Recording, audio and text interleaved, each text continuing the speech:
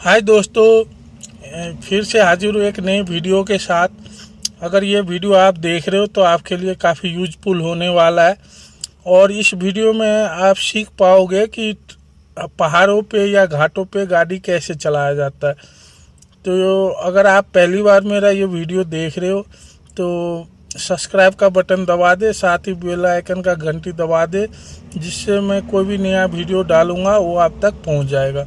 दोस्तों, ये पहाड़ों पे या घाटों पे जब गाड़ी चढ़ाते हैं तो उसके दो तीन तरीके हैं।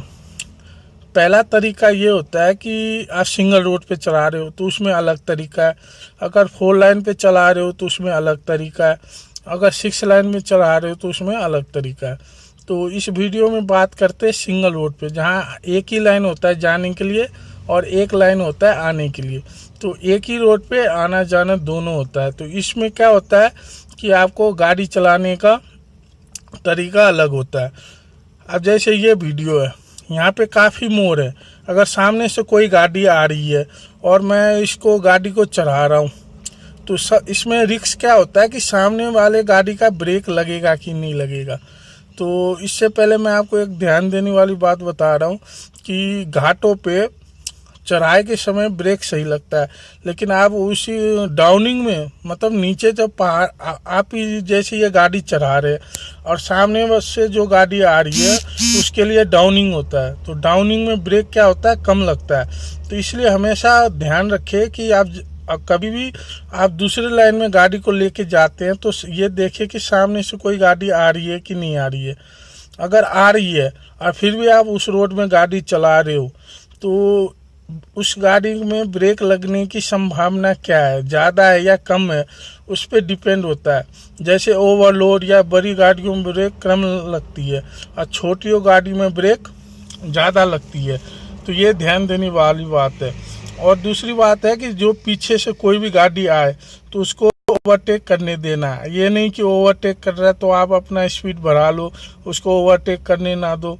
तो इसलिए हमेशा घाटों पे पीछे वाली गाड़ी को ओवरटेक करने दे, सामने वाली गाड़ियों की लाइन में ना चले, जिससे क्या होता है एक्सीडेंट होने की संभावना ज़्यादा होता है। जैसे इस वीडियो में आप देख लो, सामने क्या होता है, मोड़ है, मोड़ पे सामने कुछ दिखता नहीं है। तो इसलिए हमेशा घाटों पे वैसे भी आपकी गाड़ी की स्पीड कम होती है, तो मोड़ पे सबसे ज़्यादा ध्यान रखना होता है। अब जैसे कहीं पे आपको कुछ नहीं दिख रहा हो तो वहाँ पे आपको हॉर्न देना पड़ता है कि सामने वाले को पता लग जाए कि पीछे से कोई गाड़ी आ रही है या सामने से कोई गाड़ी आ रही है।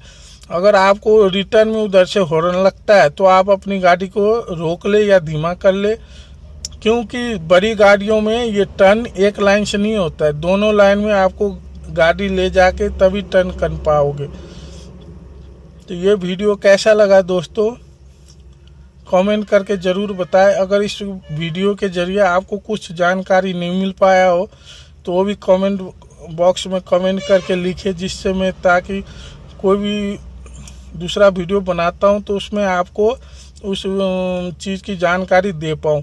और फिलहाल ये जो रोड आप देख रहे हो ये गोधरा गुजरात से इंदौर MP में जो जाने वाला रोड है उस रोड पे। और साथ ही इस रोड में क्या है दोस्तों, दिन में ही गाड़ी चला सकते हो, रात को इस रोड पे कार्बाइन में गाड़ी चलती है। कार्बाइन क्या होता है, अगर आपको जानकारी लेना हो तो नीचे कमेंट्स बॉक्स में लिखे कि ट्रक में कार्बाइन क्या होता है और कार्बाइन तरीके से गाड़ी कैसे चलता है। तो ये आगे नेक्स्ट वीडियो बनाऊंगा जिसमें मैं आपको बताऊंगा कि कार्बाइन क्या होता है। तो हर एक वीडियो की तरह इस वीडियो में आपसे रिक्वेस्ट करता हूँ कि लाइक ज़रूर कर दे और अच्छा लगे तो शेयर ज़रूर कर दे दोस्तों। धन्यवाद।